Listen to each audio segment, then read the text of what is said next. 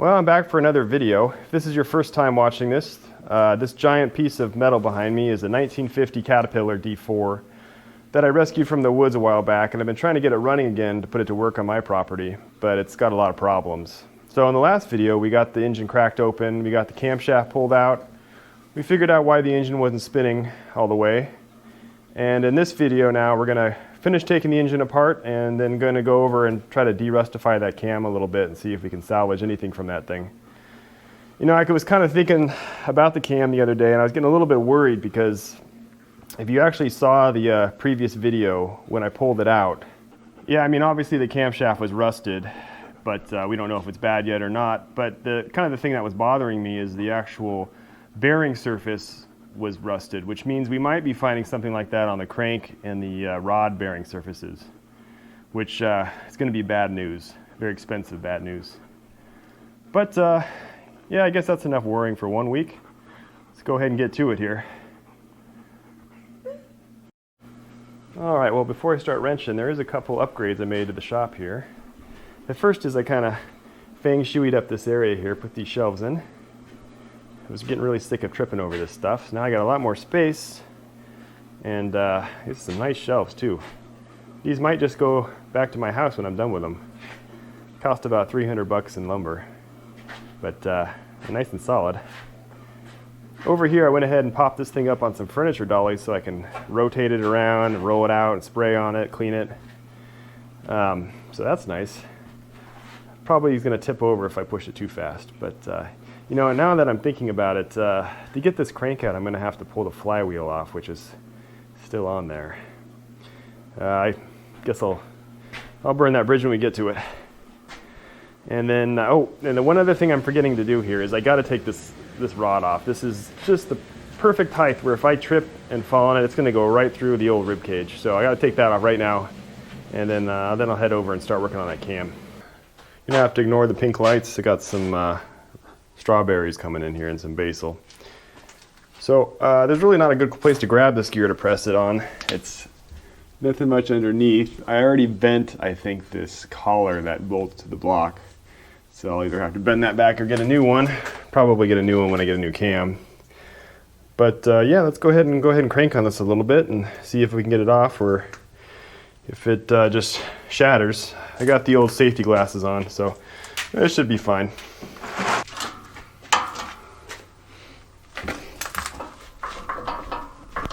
Yeah, she's on there. There we go.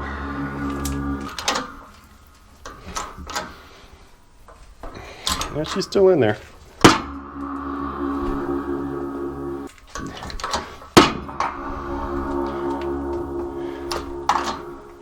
That's just, there we go.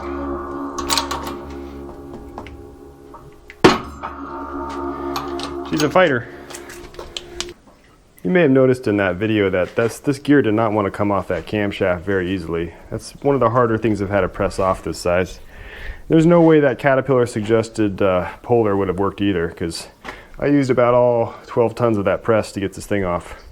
So I thought it was rust, but when you look a little bit closer, this thing is just scored like crazy. These big streaks. This kind of says, to me at least, maybe some poor machining, either on this, or maybe it got hot and it expanded, or I don't know what happened, but then it's supposed to be there. But anyway, I think we can go ahead and throw this in the evaporust now. So I got a gallon, and this is about a quart, right? So I got 5 quarts total. I already brushed this off a little bit just to get the really gross alien fungal growth off of there. All right. Hopefully this stuff doesn't melt through plastic.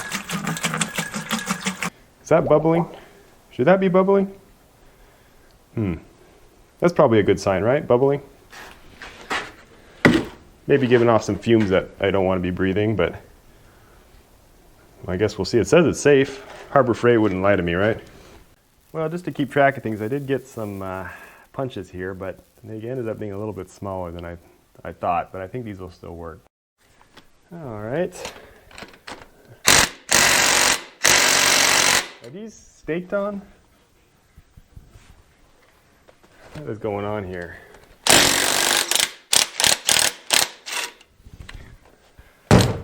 I'm almost scared to open this up.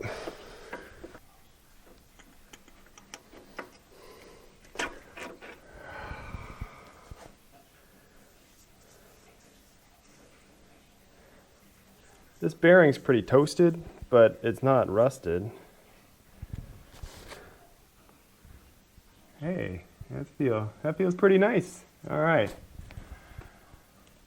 All right. Feeling better already.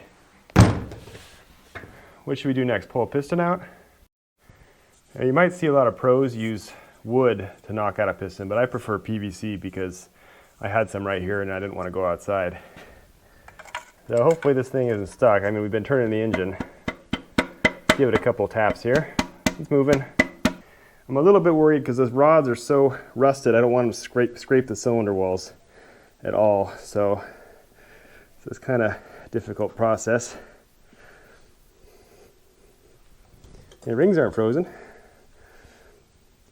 God, I hope those aren't scraping. I'm thinking I might, maybe I should just pull those off now and then push the rod back through. Yeah, those things are just going to tear that cylinder up. They're so rusty. So I think that's what I'm going to do. I'm going to take these springs off, pop this out, and then push the rod, take the rod out that way. It's just, hey, these actually look pretty nice though. Okay, this was not a good idea because as I'm hitting out this pin, it's really in there good, and this is going to be hitting the piston against the side of the cylinder. So I backed it out and I kind of shaved down or sanded down the rod so it's not going to, hopefully not scrape down as much as I work it out of here. And it's pretty loose now. So I'm going to push it through.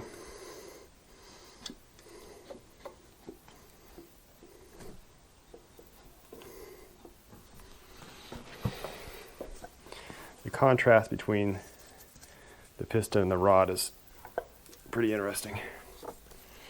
Just hope it's not scratching up the cylinder too much. That's not a good feeling.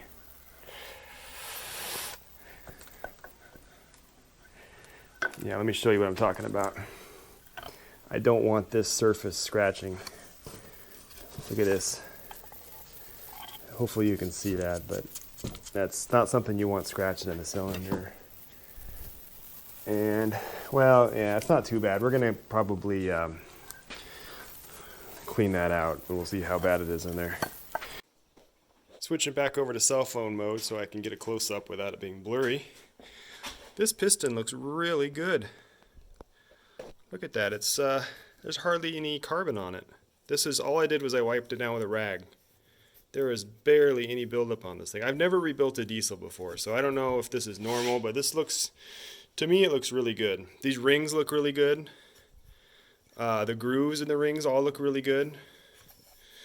So this looks great. Now, contrast that to the rod. This looks like something that was in the bottom of a sunken battleship from World War II. Look at that. So this should be fine, though. I mean, if we look in the bearing surface here, let me get a good shot. It looks okay. I feel like, let me go check the cap real quick. So here's the bottom. This bearing does not look as good. There's a lot of dirt in there. It looks like it was running with very dirty. So maybe someone had tried to get this thing started with all this crap in the crankcase, and it just shot in through this channel. It looks like there might even be, it might have gotten hot, like there might have been a little bit of starvation going on. I'm not sure. I'm not an expert on this stuff, to be honest. I kind of just know the things to somewhat look for. The color, this coloring is also a little bit suspicious, maybe. It's like it got really hot.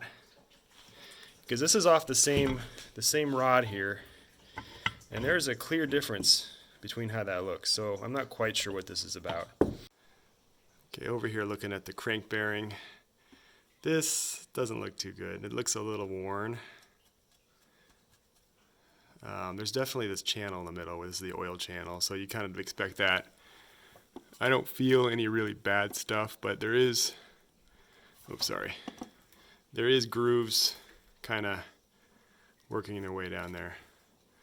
I might need to get a second opinion on that as far as what that's about. And let's go take a look at the cylinder wall while we're still here. Okay, inside the old cylinder here, it actually looks really good, for better than I was expecting. No ridge at all right here. I can't feel anything. Um, and then there's a little bit of like just surface pitting, very, very minor. So I think if I just run a hone down here real quick, and then the bottom half is just beautiful up above where the cylinder was, or up where the piston was. So I think I just run a home down here and I'll be sitting pretty good. Okay, so a new strategy here to deal with this rust problem on the side of the rods. Let's take a look at that. This one actually looks better than the first one. This one doesn't look as brown. Is I'm going to take a wire brush here and I'm going to scrape away this loose scale that's all over the side of the rods, and I'm going to have to rotate it a little bit to get the other side. And then I'll take a little bit of engine oil here just to lube up the side so it slides through easy. And that one feels not too bad. And so right before I send it through, I'll kind of re-lube and make sure it's all clean again. That way we won't be scraping up the wall. This one, this is interesting. You got this brown color of burnt oil here, but down here you don't have that at all. It also feels a lot smoother than these. Interesting. I had a little bit more time to think on this a little bit, and I think what happened, I think this is the inlet from the oil pump. It was connected to here. So I bet you these two bearings are going to be this nice color, and I bet you the outer ones are going to be brown. So if this was run with low oil for a while, that's why these got cooked, the outside, because it's the furthest away from the pump. That's my guess. That's what I'm guessing right now. I'm no expert, but just using a little bit of reasoning, that might have been what happened to this thing.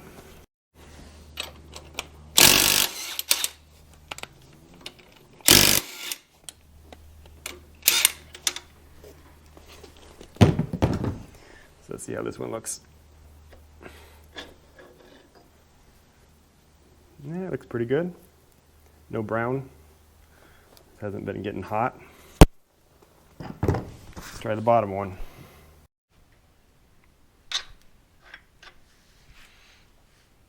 Yeah, seeing some more browning on here, like it suffered some heat. Look at that. Got some heat right here. So I think that's what's going on. Is this is not as bad as the first one, but these middle two look pretty good and the outsides look bad. So I'm pretty sure that's the problem. It was run for a while with low oil, so just the inside ones are good.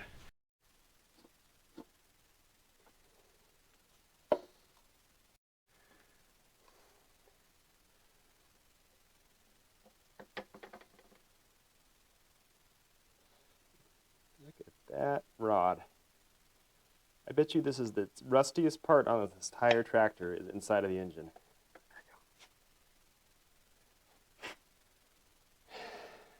We'll take a look at this one a little bit in a second here. Let me just get the rest of these pistons out.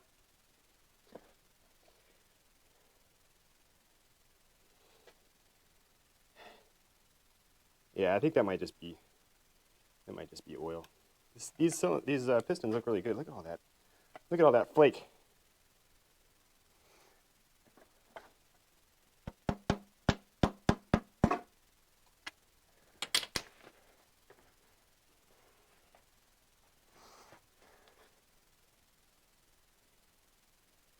Look at that rust. This rust is just probably from tapping on it with that PVC. Look at that. Okay, got all the pistons here. They all look, in my opinion, they look pretty good. The pistons look really good. I'm not really sure what's going on here. There's no carbon on anything. There's a little bit, there's just a tiny bit, but it's not, like I said, I'm no expert on diesels. I've only done gassers, but on a gasser, on an older engine, there's a lot of carbon. There's nothing. I can feel it's just smooth underneath my fingernail there. And then you got these rusted out rods on top. I did pull off a bearing from here. Was it this one? Yeah, I did. And I looked underneath and it was not rusty between the bearing and the rod cap, and that's good. Okay, back in cell phone mode so we can get a close-up of these pistons. So these aren't, I haven't really cleaned these off, but I mean everything looks reasonable.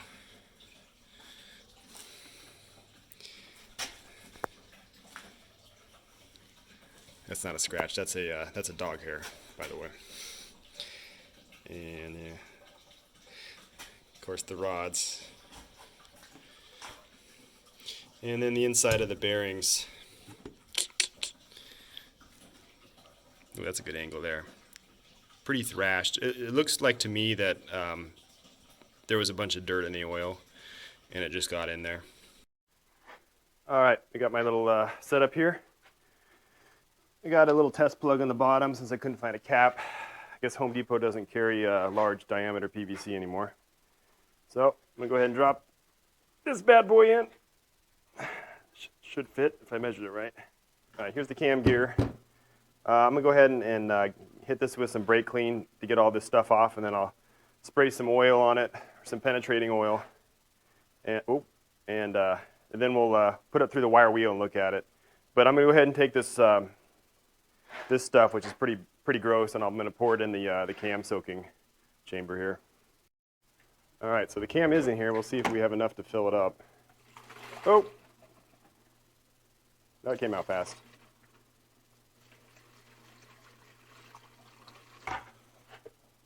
All right, and we'll let that soak for another week. So probably next video we'll take a look at it. But I'm going to go ahead and get this thing cleaned off and in the wire wheel, and then we'll take a close look at it and see what it looks like. I think it's not going to be good. All right, I'm using obviously a brass brush for this. Some people might not know this, but usually, pretty much always, brass brushes are really brass-coated steel. So if you have something that's really precisely machined, you want to kind of avoid these. I do have a copper wheel over here, but that's going to be way too soft for this. So I'll just not go too hard on here, and I'm just going to grind off, well, any loose scale. We'll find out.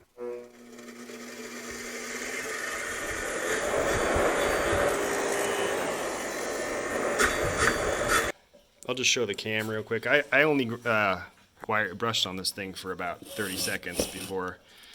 I think I kind of just see what it's going to look like right there. So it's pretty bad. You know, you might be able to come in here with a file and smooth every tooth down.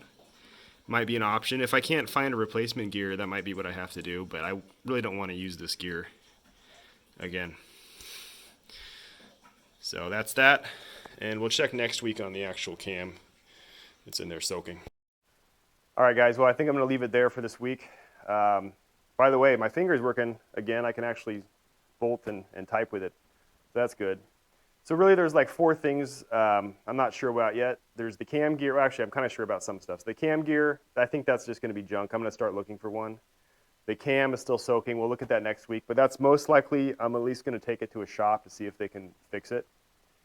The crankshaft, I'm thinking I might take that to a shop too. I have a feeling that the rod journals are going to need to be reground, which I think you can do that, but you're going to have to find some bigger bearings to go in there. But there's just, I can run my finger and I can feel like there's been dirt in there, and some of those bearings are pretty thrashed, like you saw. Even with my this finger, I can still sense like a rough, like a coarse, and I can feel it with that one too. So I'm going to take it in, just have someone look at it. I think that's kind of the direction I'm going. For the block, I think I'm going to get about 600 cans of brake cleaner. I'm going to roll it out there and just blow it, just blow the heck out of it, get all the dirt out. And then I'll take a close look to see if there's any cracks. There's a little bit of minor surface rust on the head side, and I think that'll clean up though. But you know, there might be a crack in there. I'll pressurize the coolant area and make sure there's no leaks, that kind of stuff. So I think that's what I'm going to do. I'm still thinking about it. I might change my mind. So anyway, thanks for watching, and I will hopefully see you again next week.